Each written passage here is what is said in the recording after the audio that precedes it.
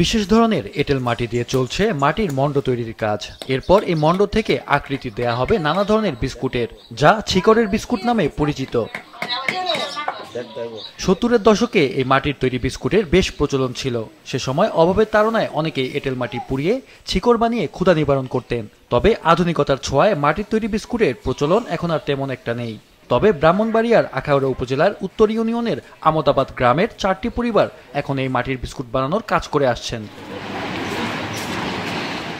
এই বিস্কুট বানানোর বেশ কয়েকটি ধাপ রয়েছে। প্রথমে বিশুদ্ধ এঁটেল মাটি সংগ্রহ করে গুলিয়ে মণ্ড তৈরি করা হয়। এই মণ্ড কেটে কেটে আকৃতি দেওয়া হয় বিস্কুটের। এরপর রোদে শুকানোর পর মাটির পাতিলে করে বসানো হয় চুলায়। ঘণ্টা চারেক জাল দেওয়ার পর তৈরি হয় মাটির বিস্কুট। দেশের বিভিন্ন প্রান্ত থেকে আসা পাইকাররা বাড়ি থেকেই মাটির বিস্কুট কিনে নিয়ে যান। প্রতি কেজি বিস্কুট পাইকারি বিক্রি হয় 30 টাকা দরে, যা বাজারে বিক্রি হয় 70 থেকে 80 টাকায়।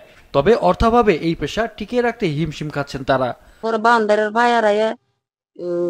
বৈরবের ভাইয়ার আয়ে, গঙ্গাসাগর ভাইয়ার আয়ে, মুরগা মনিয়নের ভাইয়ার আয়ে আয়া তো এটা লইয়া যা বিক্রি করে। আর এনে হুরসা 10 কেজি 20 কেজি হুরসা তো বাইতে নিয়ে মহিলারা এটা লাগে খুব পাগল আর কি।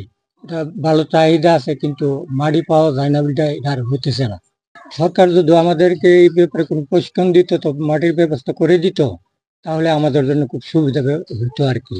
আগে কাস্টমার বাজারের মতন মানুষ জমছে, বিচ্ছা কুলাইতেছি না, তো আর কাস্টমার আয় না। মাসে একবার 2-1 আয় কাস্টমার। বর্তমানে একটু রেটটা তেমন ভাবে পায় না বলে অনেক পরিবার এই ব্যবসা থেকে সরে গেছে। আর যারা আছে, তারা কয়েকটা পরিবার আছে, তাদের যে পূর্বের যে পেশাটা এখনো ধরে রাখছে। ওয়ালটন আবারও মিলিয়নিয়ার অফারে ওয়ালটন ফ্রিজ কিনে আপনিও হয়ে যেতে পারেন মিলিয়নিয়ার। এদিকে মাটির বিস্কুট উৎপাদনের সাথে জড়িতদের প্রয়োজনীয় প্রশিক্ষণের পাশাপাশি বাজারজাতকরণ সহ সরকারি সহায়তার কথা জানান যুব উন্নয়ন অধিদপ্তরের এই কর্মকর্তা। আমদাবাদে কয়েকটি ফ্যামিলি এই বিস্কুট উৎপাদনে জড়িত। এখন আমি চাচ্ছি, যেহেতু আমি যুব উন্নয়ন অফিসার আখাউড়া উপজেলা, আমার দপ্তরের মাধ্যমে ওদেরকে কোনো সহযোগিতা করা যায় কিনা বা প্রশিক্ষণের ব্যবস্থা করা যায় কিনা, আমি এইগুলা সরজমিনে তদন্ত করবো আমার অফিসের সহকর্মীদের নিয়ে।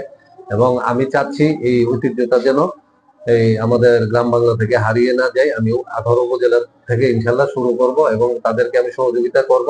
গ্রাম বাংলার ঐতিহ্যবাহী এ পেশাকে টিকিয়ে রাখতে সংশ্লিষ্টরা উদ্যোগী হবেন, এমনটাই প্রত্যাশা সকলের।